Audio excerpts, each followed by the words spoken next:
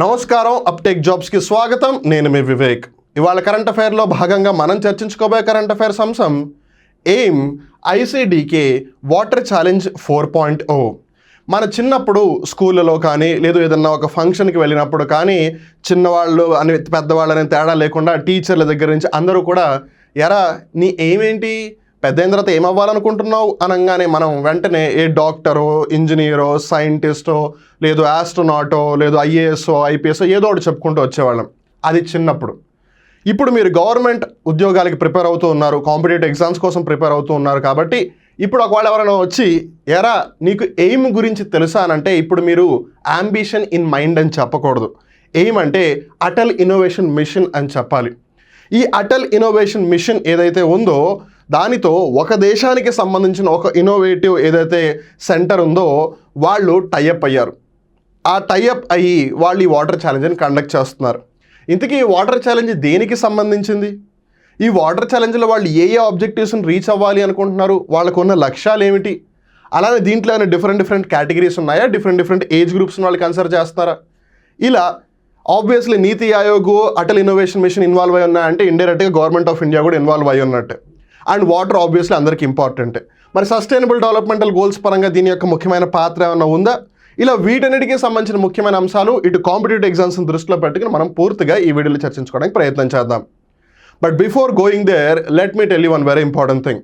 మీరు కనుక తెలంగాణ రాష్ట్రానికి సంబంధించి గ్రూప్ 2 ప్రిలిమ్స్కి ప్రిపేర్ అవుతూ ఉన్నా, ఆంధ్రప్రదేశ్ రాష్ట్రానికి సంబంధించిన గ్రూప్ 2 మెయిన్స్కి ప్రిపేర్ అవుతూ ఉన్నా సరే మీకు 3 నెలల వ్యాలిడిటీతో 999 రూపాయలకే అప్టేక్ జాబ్స్ ఒక వెరీ ఇంట్రెస్టింగ్ అండ్ చాలా వాల్యుబుల్ కోర్సును తీసుకువచ్చింది.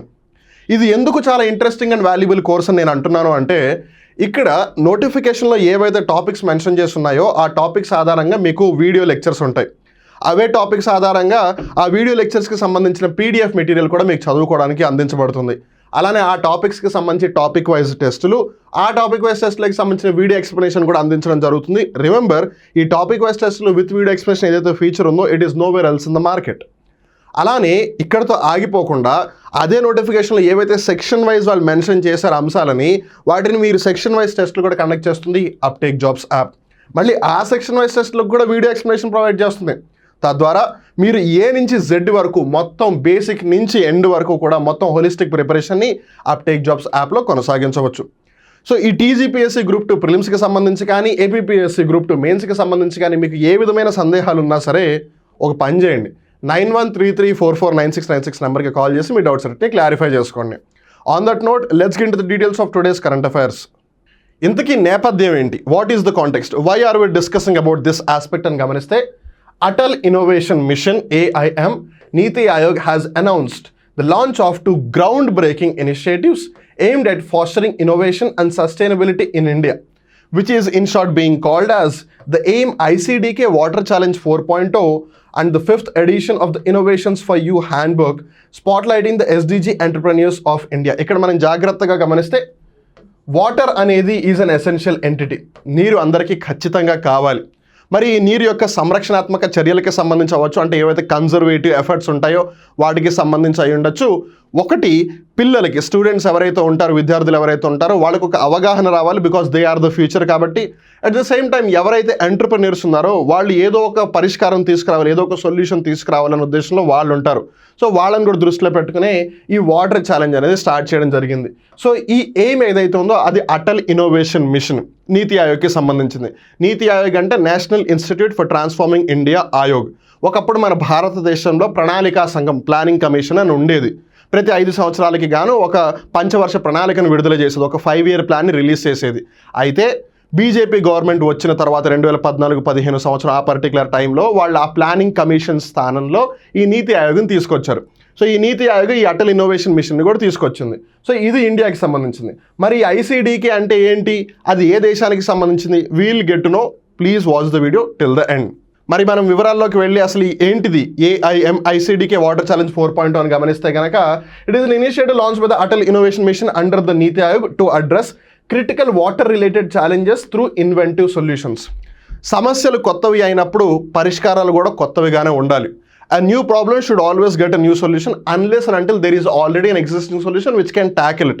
ఇప్పుడు ఉదాహరణకి ఒకప్పుడు మనం ఎక్కువసేపు ఏదైనా హోల్డ్ చేయగలగడానికి, పర్యావరణ పరిస్థితులకు తగ్గట్టుగా మారకుండా ఉండడానికి స్టోరబుల్గా ఏదైనా యూజ్ అవుతుందా అంటే ప్లాస్టిక్ని తీసుకొచ్చారు.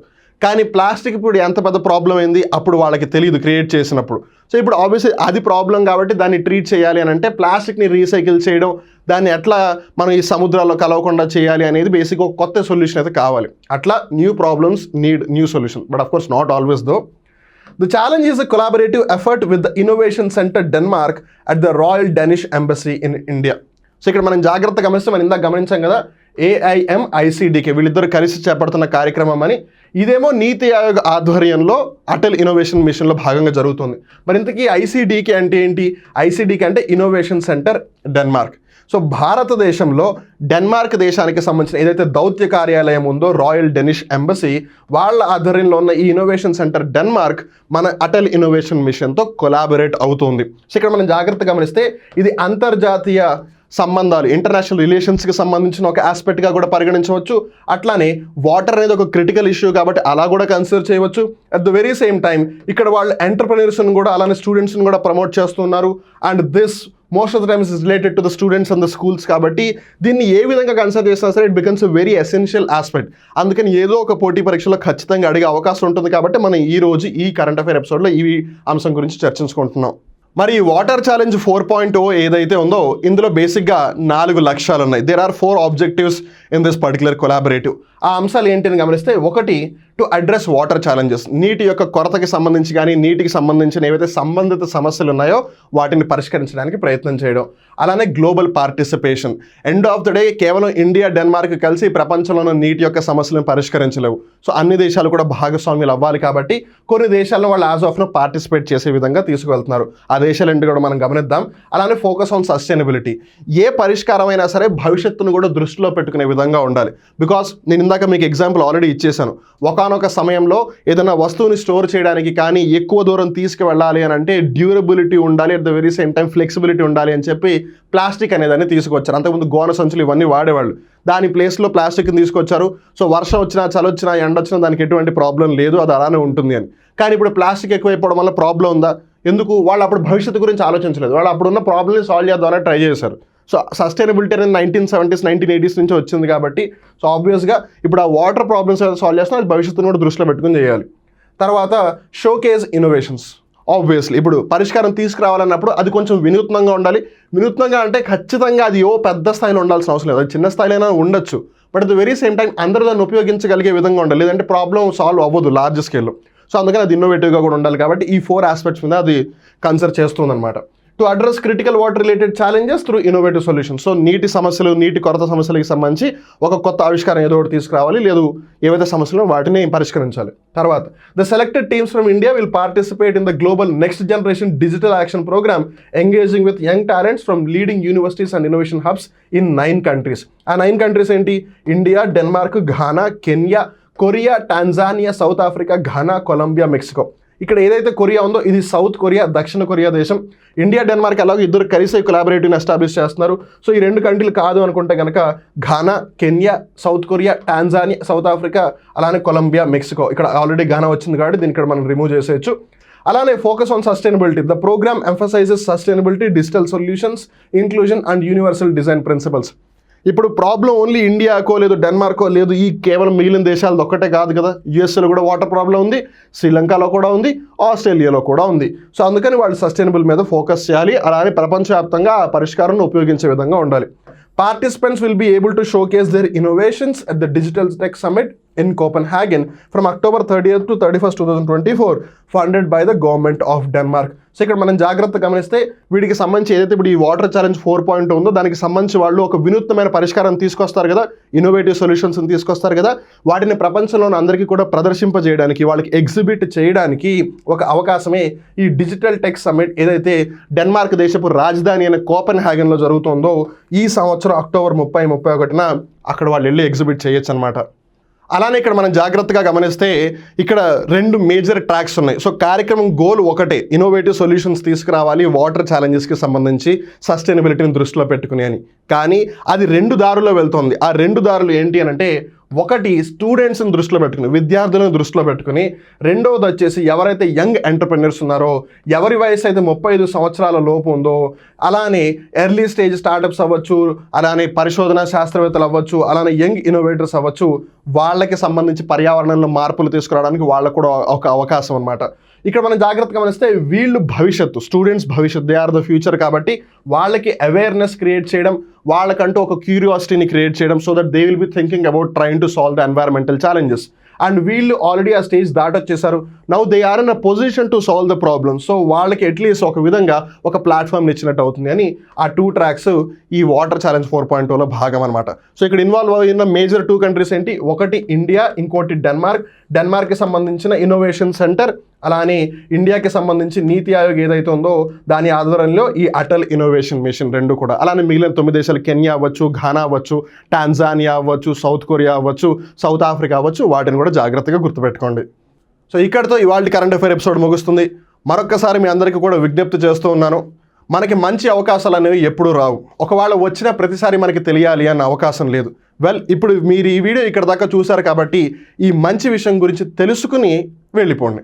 ఆ మంచి విషయం ఏంటంటే, మనలో చాలామంది ఒక ప్రభుత్వ ఉద్యోగం రావాలి, ఒక ప్రభుత్వ ఉద్యోగం వస్తే నా భవిష్యత్తు, నా కుటుంబ భవిష్యత్తు, నా సమాజంలో భవిష్యత్తు కూడా నేను మార్చగలను, తద్వారా మొత్తం కూడా మారగలుగుతున్నాను ఒక హోప్తో ఉంటారు.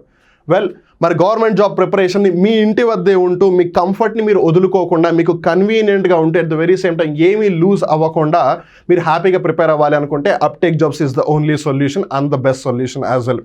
సో తెలంగాణ పబ్లిక్ సర్వీస్ కమిషన్కి సంబంధించిన గ్రూప్ 2 ప్రిలిమ్స్ అవ్వచ్చు, ఏపీపీఎస్సీకి సంబంధించిన గ్రూప్ 2 మెయిన్స్ అవ్వచ్చు, వీటికి సంబంధించి 3 నెలల వ్యాలిడిటీతో 999 రూపాయలకే అప్టేక్ జాబ్స్ మీకు ఒక మంచి ఆఫర్ ఇస్తుంది. ఇక్కడ మీకు టాపిక్ వైజ్ వీడియోస్ ఉంటాయి, వాటికి సంబంధించిన పీడిఎఫ్ మెటీరియల్, స్టడీ మెటీరియల్ ఉంటుంది, టాపిక్ వైజ్ టెస్టులు ఉంటాయి, వాటికి సంబంధించిన వీడియో ఎక్స్ప్లెనేషన్ ఉంటుంది.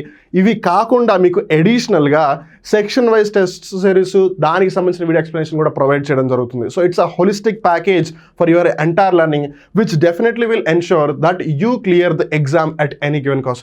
మీరు ఖచ్చితంగా ఈ పరీక్షలు క్లియర్ చేయాలి, క్వాలిఫై చేయాలన్నదే మా లక్ష్యం కూడా.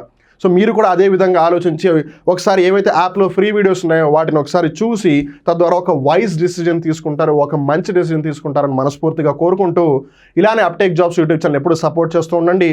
ఒకవేళ ఇప్పటి వరకు మీరు ఛానల్ సబ్స్క్రైబ్ చేసుకోకపోయినట్టయితే సబ్స్క్రైబ్ చేసుకోవడం మటుకు మర్చిపోవద్దు. అలానే ఈ వీడియోని ఇంకో 10 మందికి వీలైతే షేర్ చేయండి. అలానే మళ్ళీ ఇంకో రోజు ఇంకో కొత్త కరెంట్ అఫైర్ ఎపిసోడ్లో కలుద్దాం. అప్పటి వరకు చూస్తూనే ఉండండి అప్టేక్ జాబ్స్, మిమ్మల్ని మీరు అప్డేట్ చేసుకుంటూ ఉండండి. నేను మీ వివేక్, నమస్కారం.